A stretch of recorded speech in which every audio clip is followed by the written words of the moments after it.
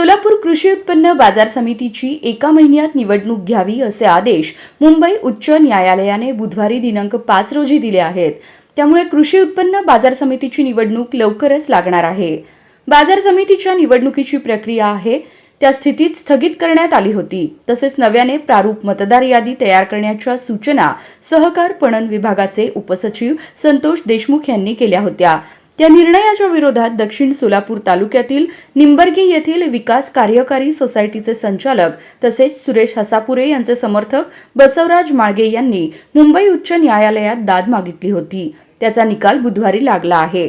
आमदार सुभाष देशमुख, आमदार विजयकुमार देशमुख, आमदार सचिन कल्याण शेट्टी, माजी आमदार दिलीप माने, बळीराम साठे, सुरेश हसापुरे, बसवराज बगले यांची भूमिका निवडणुकीत महत्त्वाची असेल।